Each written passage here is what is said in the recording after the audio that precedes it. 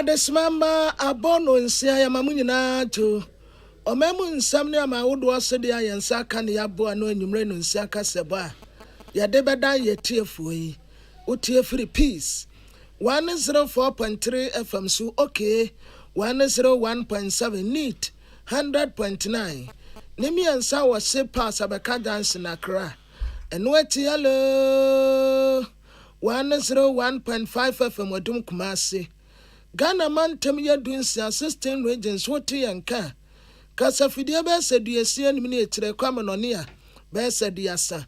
peacefmonline.com ghana today.com so abode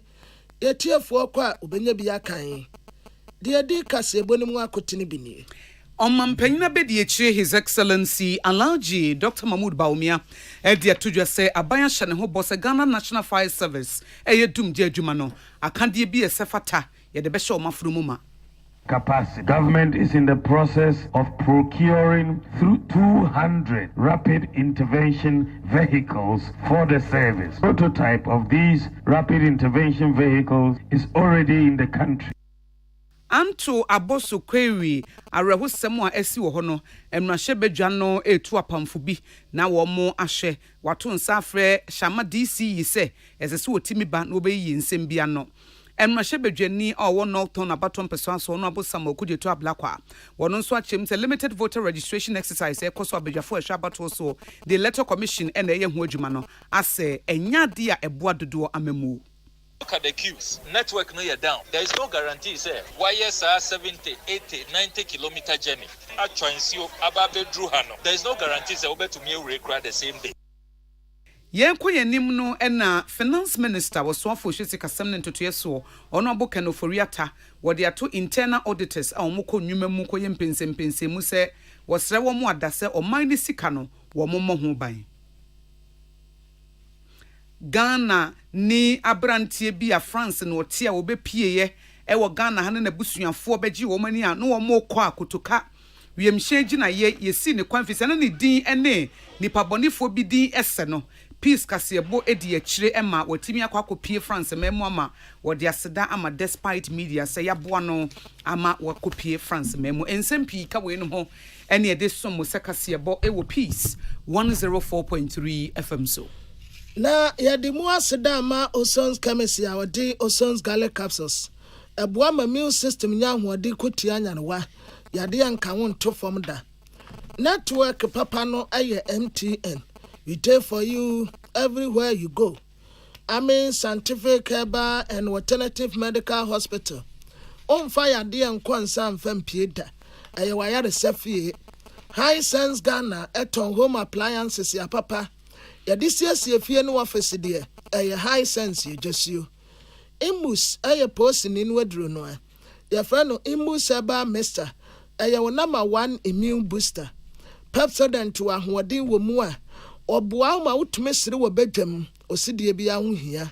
sadwumekoya dawroma ene se amansana akosia ago abowaje afika sebonum nsem no eni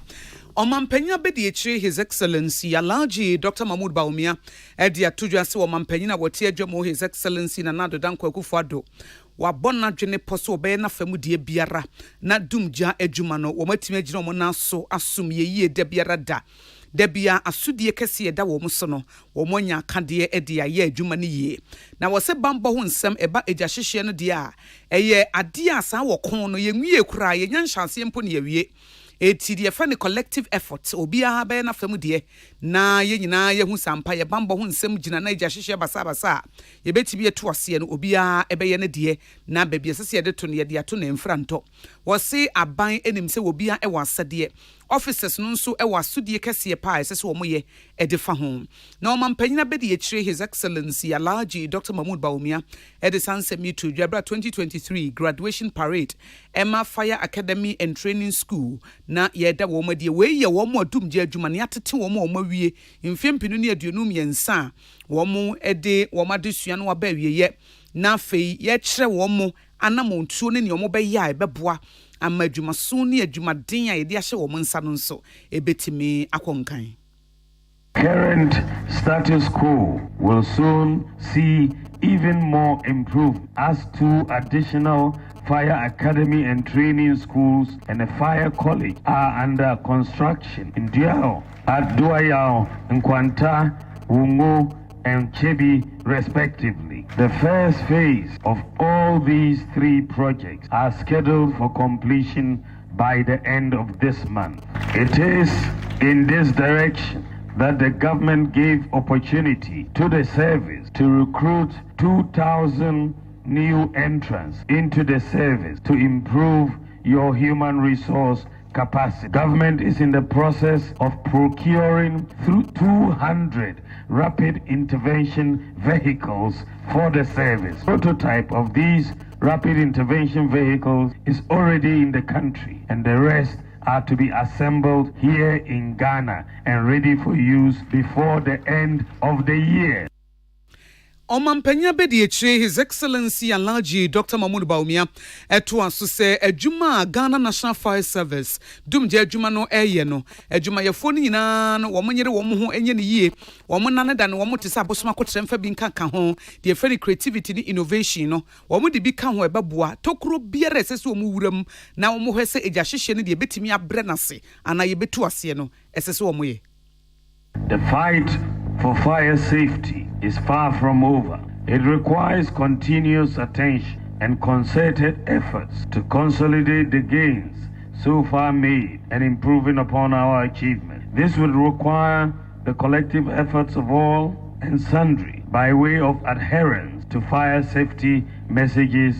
and practices to avoid the occurrence of what we all so much fear. I urge you, officers of the service, to continue your good work of educating the general public. It is also important to find more innovative and creative means to spread fire safety news. I encourage you to break bounds and get to the nooks and crannies of the country in your bid to curb fire outbreak.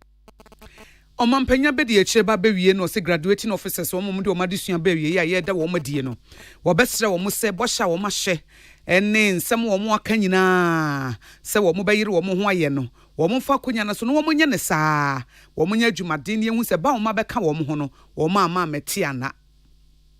I encourage you not to rest on your oars, but strive even higher and harder as you have been offered the opportunity to shine the more through your work as firefighters. It is a great thing to serve one's country, especially in the capacity and manner you have chosen, even as you know how much personal sacrifices you have to make to serve. I encourage you to give off your best efforts and endeavor to make a difference in the corner you find yourself. I charge you to uphold the positive tenets of your noble profession and be good ambassadors of the service. I expect you to further advance the achievements of the Ghana National Fire Service in your own little way. And I wish you well in your future undertaking. Omampenya bedi His Excellency Alhaji Dr. Mahmoud Bawumia ene kasaya yensentro ni Pius Beidu Banson ede besumye. Emra sebeteni a wetina ma adese one of town ononyamfo Samuel Kudeta Brakwa ena watesa niema electoral commission ewo limited voter registration exercise ni mu no anya kura se instance se odi ade no beko nipa na boboa no pe no wose emra capital na ne wonom kura sei baabi a nipa ni befiri ebeba bebo dompem wo capital ho ma si no kura mpo enseda anya tuma papa the electoral commission no confusion wo person wo creating keke. Transport fares now, as I saw, 300 cities, 400 cities. Omopa Krana, look at the queues. Network no you're down. There is no guarantee, sir. YSR 70, 80, 90 kilometer journey. I you across the Volta River. Ababe Druhano. There is no guarantee, sir, to me require the same day. I mean, why? Into the air cost totally unacceptable. We are counting on civil society organizations, all those who have respectable voices, to add their voice to this call. Say the Electoral Commission, the Omoyano, it is unconstitutional, it is illegal, it is impractical, it is leading to voter suppression, and it is disenfranchising Ghanaians. If the agenda of the Electoral Commission, I say, NDC strongholds, you better frustrate you so that remember to me and register. Your plan B. Ade Electoral Commission no enya kura de atene kase ononyam for Samuel Kujeto Ablakwa oyamra sebeteni ma ade se one of town ade se wo Japan for doku togome womun so trese ade Electoral Commission no wonum ya pa trese baby a womu trechire din womu capital ya friend Sabato no ansana baby abi kura betwa nsuo ansan wo mu aba bato no mu abetro wo num din machine ne so kura is slow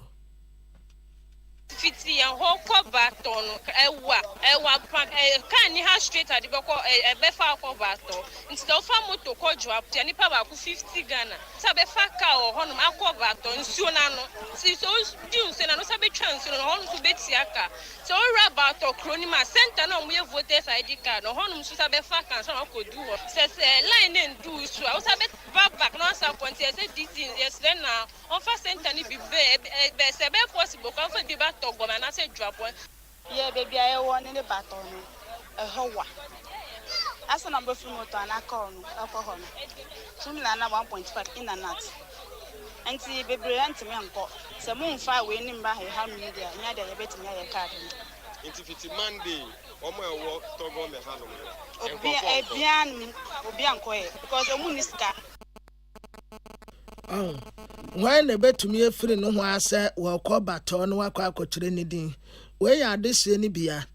Madam Paulina Roland Agbo oye Northtown District Director Electoral Commission na wo katre Peace News say omunya abotre nkakra bibia be kama. The challenge is not that much, just minor challenges. So far as I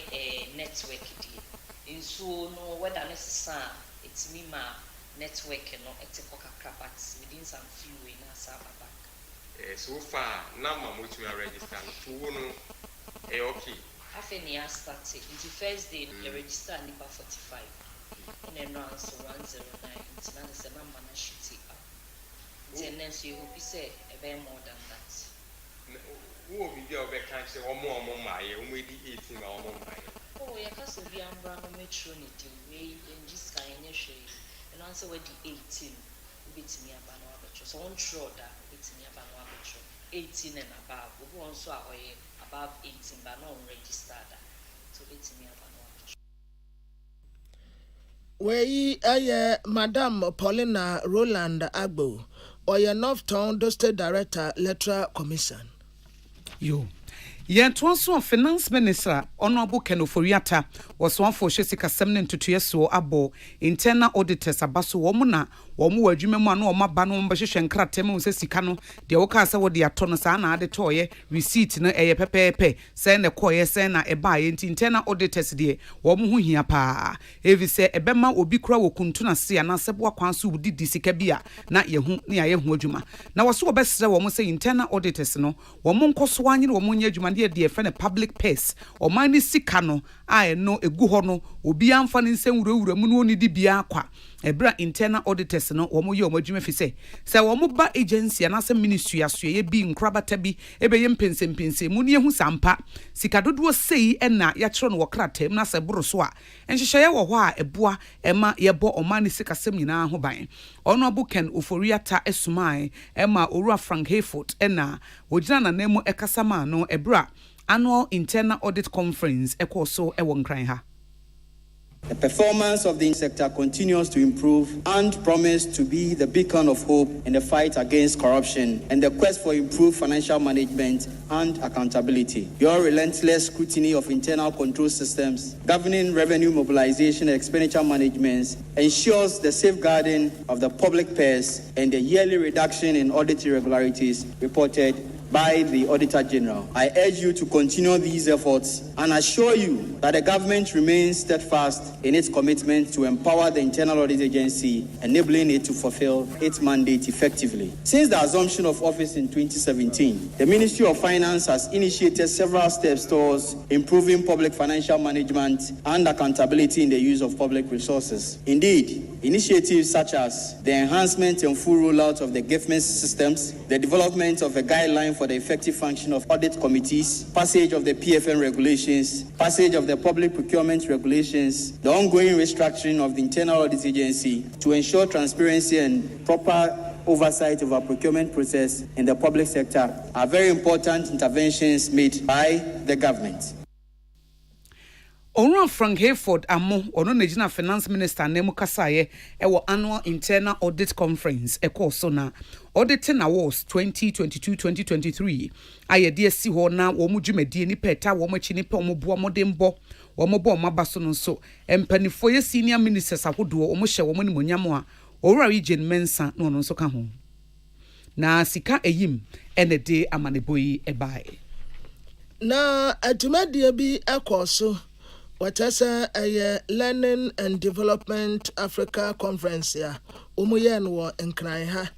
Director General Ghana Technical and Vocational Education and Training Service Madam Mawusu Nedeko Awute ena wo kasa kire mebuni se sisi a de betumi aboa youth owe eye Technical and Vocational Education and Training eye TVET no eno ana so bia wo JHS na sa wo de husemu a ebetumi aboa wo daate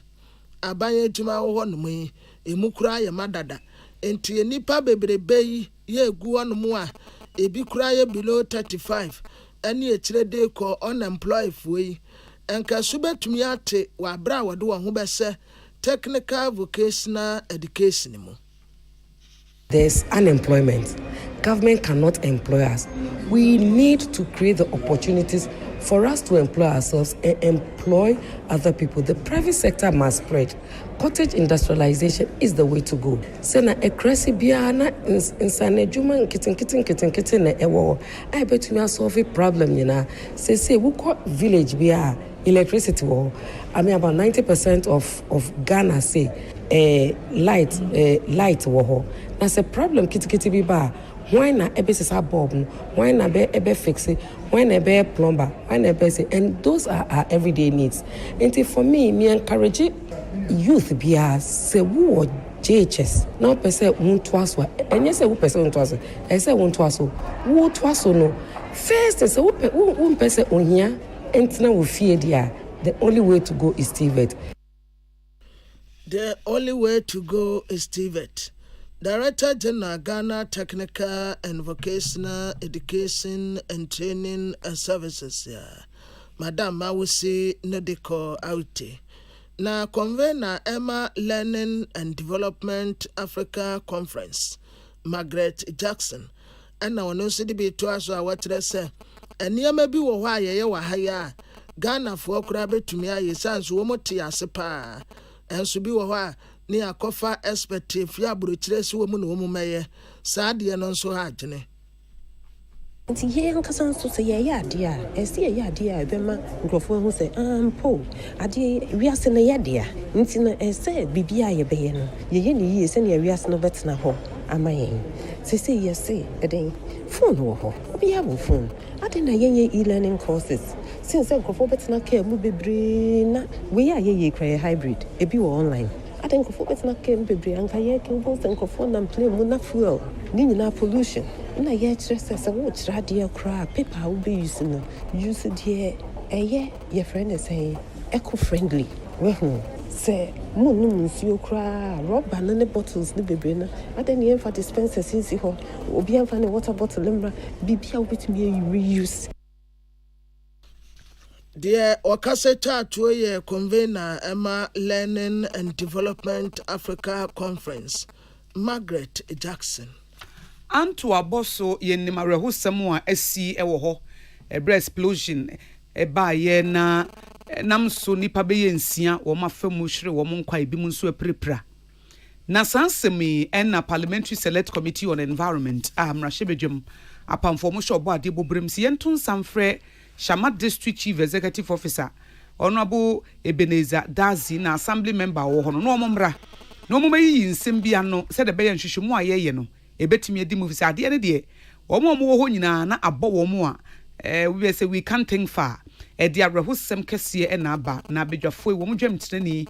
Dr. Emmanuel Ofori Oye Mashebedwani ewo Ofori krom woni ensentro ni apia danko Rock FM ebonkomo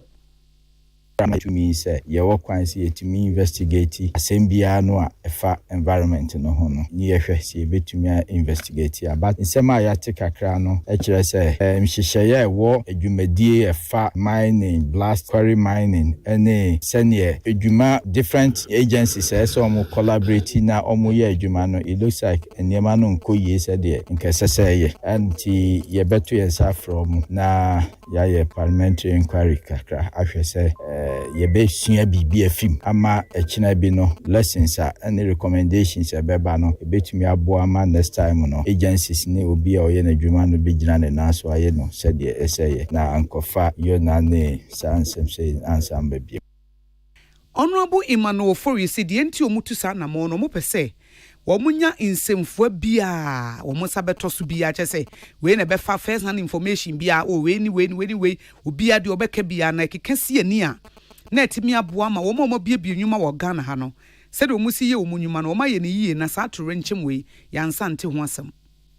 apiete ebisi wo ho ema eno aban eka bebre beto man so ena we nso aba enti de pese ye ban ye behwe se chemicals adekura ema asem no si ye no send the city na omo a aban edi dwumadi a shomunsa se omo nhwe na yen comply with environmental standards e wo man mu to prevent accident ni ade no omo nso adwuma no send a siko failure on the part of aban dwumaifo no ana se nipa bi a omo namra kwan so ye niema ana sesen eno ntina committee no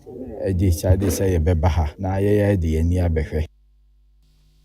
Honorable Emmanuel Ofori Emrashebedwani ewo Ofori krom eno no na assemblyman na wo Emmanuel Owowi wono nso ye se empanifo de to nanim se wono nso abepie Emrashebedwani wanim na de esese wo kan ye nie Parliament me ko hobby nti experience here for us brankan and there's an opportunity for you nti me kon kan no bi na I'm there waka do friend on kan because nzema bi wo a as oman ayetim odan ya so ye tutuye na ye hwe na ye kan nti the select committee na me catch one of the members there obi wo Ghana house of permit or that ejuma as quarry operator as a miner or the application accord to close to 5 years 6 years still application processing ko no wonwie da nti nimpa na wa dam na de bia ko hoban o ye na jinsempe no so wa afachi e be hwe na nzema bi wo ho illegal obabre obaforce obo push obi tinche na akachi one day for 1 cedi for 2 cedi mutuma abo no documenting na why meanwhile opodo for the right processing mu no acquire the right document no that yeduma but there has been a lot of frustration 6 good years 5 years 4 years apia na processing be na ya 5-6 years yentumi nyama obikro no nti omo si ambra nkran ye be konkan ye kona akasa ho ye beka Honorable Emmanuel Owowi anto aboso electoral area assembly member wo ho no and was a Parliamentary Select Committee on Environment by and wabeti wo mo a eto mpeso bank na no so beba beka na de wo bia wo de ama apia dankwa Rock FM amane bono no na jumedie bi ekoso ya aye Ghana Health Service Pure Earth Ghana and UNICEF yeah declaration of national action against lead poisoning na sa jumedie na Chief Executive Officer Emma Environmental Protection Agency Dr. Henry Kwabenako Kofu or Kasen Wachasa Nasia no ene Ghana Health Service Beka Boom MMDS Beka Boom Pure Earth Ghana and stakeholders ya wodwa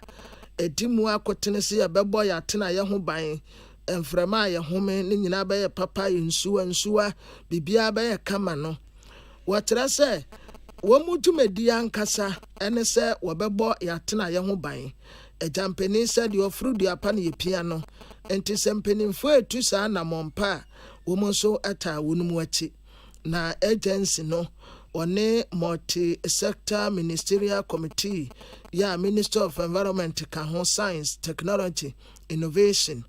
afei Minister of Health, Minister of Local Government, Rural Development. Wɔn nyinaa bɛka bom sɛdeɛ ɛbɛyɛ a wobɛtumi abɔ yɛatena yɛn ho ban. Yɛhyɛ sɛ yɛn ministries ahodoɔ a Ministry of Environment, Science, Technology and Innovation di anim the sector minister ɔno nuanom a ɛwɔ local government, health ɛne ade bɛdi nkuta ho na sɛ ne papa mu a wɔmahwɛ na nka ɛbɛnya policy on lead, the prevention ɛne the pollution ho nsɛm. Ɛhyɛ yɛn kutupa na ɛhyɛ yɛn den sɛ yɛtumi hwɛ korakora ɔbɔ adeɛ bɔbrɛ ho hyehyɛ ne ade. Yɛaka sɛ yɛanamontuo no ɛnwie pɛyɛ ɛntumi nyɛ ne ɛbɛboa yɛ nyinaa gye sɛ obiara bɛka ho bi. Meka yɛ mmiɛnsa a meka EPA, meka PLS na meka Ghana Health Service. Yɛagye atom prɛko pɛ sɛ amammara no hyɛ yɛn sɛ sɛsi yɛsom yɛman yɛsom amanfo. Ɛno nti deɛ ɛwɔ nkutahodie mu na montuo bi a wɔyɛ yɛafam biara fam yɛbɛhwɛ na yɛde atom pɔ. Dear Yatin Kasei or your Chief Executive Officer ma Environmental Protection Agency, Dr. Henry Kwabena Kukufu, Program Manager Emma Occupational and Environmental Health Unit, Ghana Health Service, Dr. Carr Stephen Osei, and so Edibi Etuaso. In terms of the health effects, like I said, in the children, commonly what we see with the kind of gradual exposure to lead, which is common, their intellectual capacity is diminished, so that at school they are not performing, and that is very sad. So it is so important that we arrest this problem where it is occurring as soon as possible, remove the source of exposure, just like EPA has done to close down these factories. But then we have the lead now in the soil. How are you going to clean it up? And it's not going to be cheap. So that's why it's very important. Prevention of exposure to the lead is very, very important. The children can also get anemia, which usually that's how they present to the hospital. We in the health sector need to build our capacity towards diagnose lead poisoning.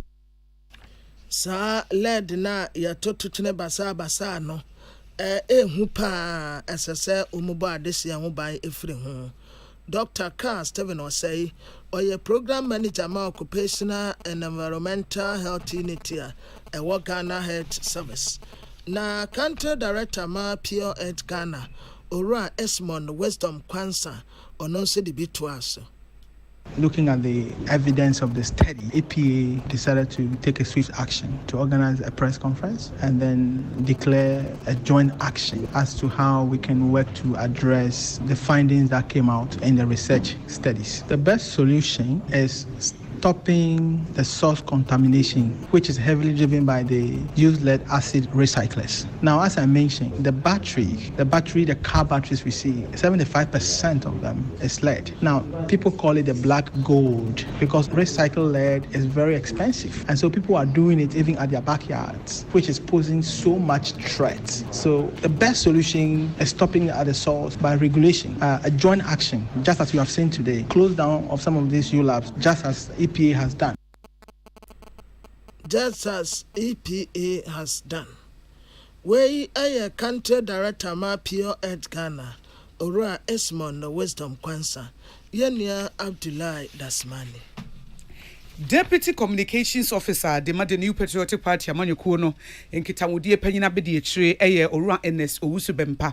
Now, there are two special prosecutor. Lawyer Kisi Ejabe and him say Airbus scandal no and she should moon him fan and aquacudru. Na Ora NS Owusu Bempa Edia two special prosecutor and him say Ghana for Peso Mutie say asam no maso so no abe mum pensim munia who asam no pomesibre baby waba bedru no one famra. Na sa Airbus ho asemi krate babo ntie branch hwehwemu no eba na eche say opanyini bi Ghana ha wo ye opanyini pa ne nua ebe ma oka wo mu a womutu fo ma yekoto sa aircraft no na sa wi machine no na Airbus for enhwehwemu ana wo mu ye de afa sa Airbus scandal ya ho no ebe PSS a third party no ye nsem bi enkitamudi wo ne empanifo bi wo abamu entemo no na esefata se military aircraft ya ho asem beda deja no ye betumi apasem no pomasibre.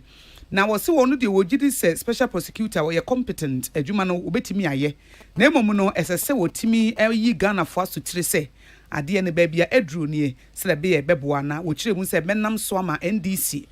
wo mo flag bearer onu so anu ye bi e fa Airbus scandal no ho no onu so e de aba betudwa.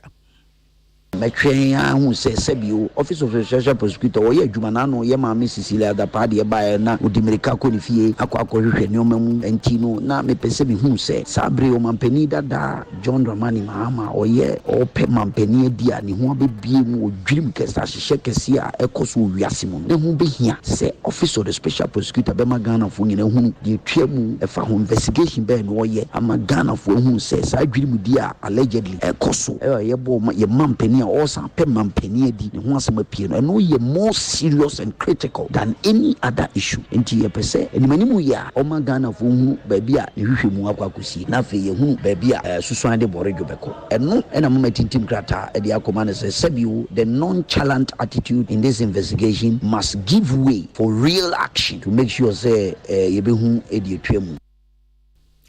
Eni ayeti ye Owura NS Owusu Bempa Aboa Papo no na ye Deputy Communications Officer Emma NPP Amanyoko no Patricia Sefafisha ene dia maneboyi ebae. Na ye kwa ye nia Samson kwa minyameche enchen.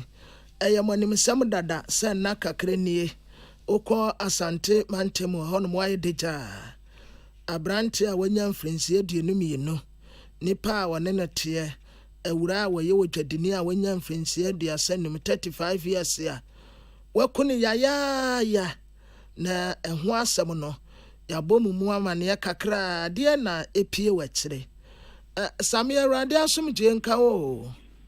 Kwabra on ka so. Yo, etiefo eni de chire pa de na asa piem. Yo, kwabra free na ansana na ya de story ne tu dwane ye guso a ye de chire wie. Ya ka tia mo say so anya ade a wala bedu kumase every say original police command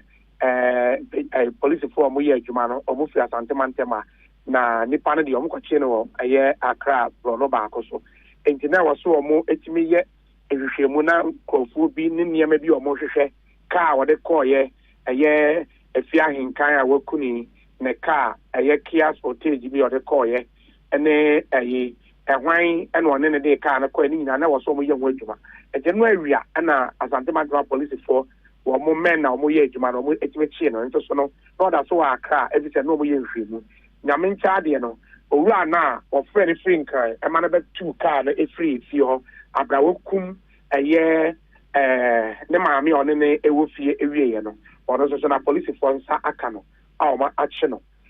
wo de no to nchen so a car na okotone ye no okotone ma obi e wa Accra eno so nyame ncha de police for time duadua ma akohu be dia car no ni pakoto de ko sie omo de car no o ma je car na ka ho omo de car na ba bedu Kumase suspect journalista ono so e wa hanoma make us say police focus a omo etoto na no na peace news ye dey ya so eto form no ewia make assembly na make site so say sa pepepe ense sign sa owura we sa brantie we a wono wa fakoti kwan so kum ne madam ya na sa Asante Mantema regional police command no omo hwehwe den the month of August abrantie be ye adwuma e wo guest house bia e wo Kumase Bantama no obe ye adwuma no e ba se ofa kwan bi so enya ye guest house no owner no ne boss mobile phone o wia phone no na answer na obe wia phone so na wafa koti kwan so ehu ni ne boss ne visa card sa numbers na ewom 3 numbers na ewon wanya ofa kwan bo ni bi so ne nyae eno sa ne boss ede for man say onfanya onya ade bi ma no we hu de ye na branch na wi phone no to wi phone na o de koye the month of August ya o de koye na chi ena wotwa ne boss guest house yura wotwa we oba wotwa no hu say wanya alert from the bankers so ne sika bi da bank on no say there is zero account adanya na o sika 200,000 sa boy yet menya ni details every ni phone so and why ye internet banking transaction why ye withdrawal baako 11 and what ye 200,000 enti eba sa no na akoye nsmp and a police for hwehwe no wɔn tracking ne saa ama ne bɛ pie mu akra nti na wɔn kusu a wɔn ɛmanto surveillance so wɔn bɛkyɛ no ɛna naanu adwoa de yi efi ahenkan die yi ɛbaayɛ nti wɔn yɛ nhwehwɛ mu no ɛna wɔn ho sɛ number bi a wɔn tracking no ɛyɛ the same number ɛna wɔyɛ house boy a wɔkum ne maame a wɔdwane nti pɔnsifo no sɛ ɛni ayɛ aberanteɛ ya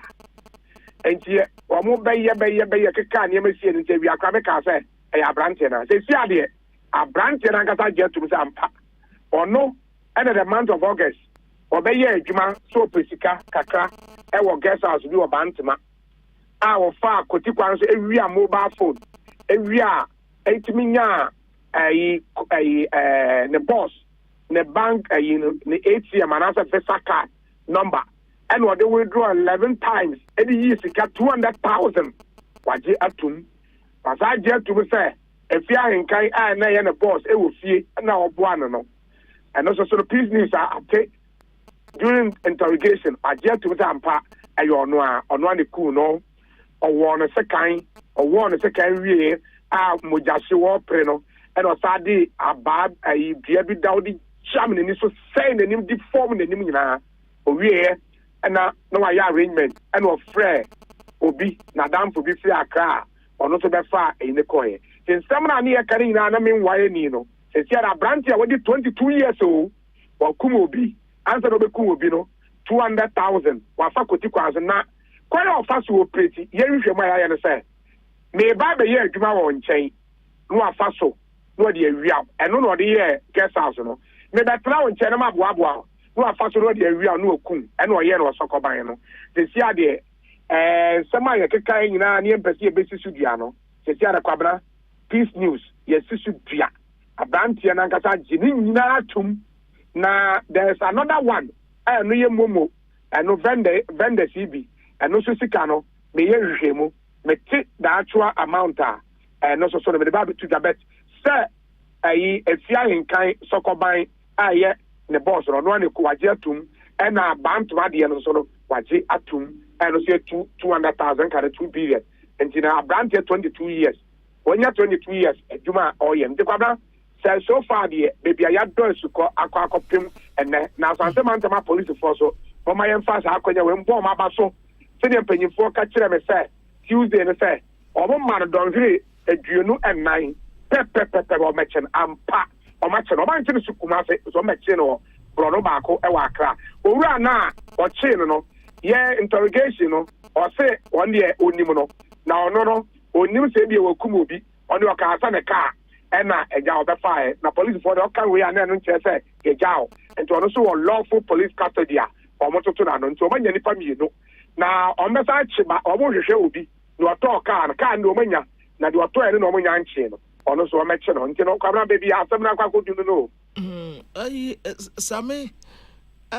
22 years okun maame no ode sika wo no a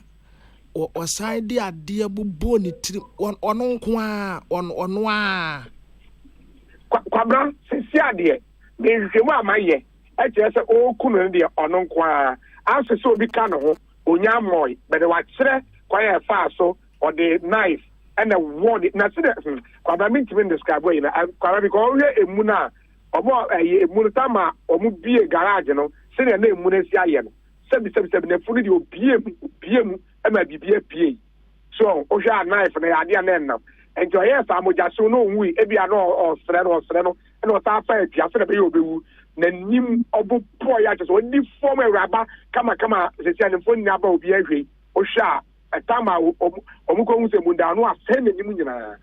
nti for now there on car so no obi na ye na nso so car no ono on drive and the guy no free Accra no free no so okọ no ne plan ye and obeda na o hye ye oni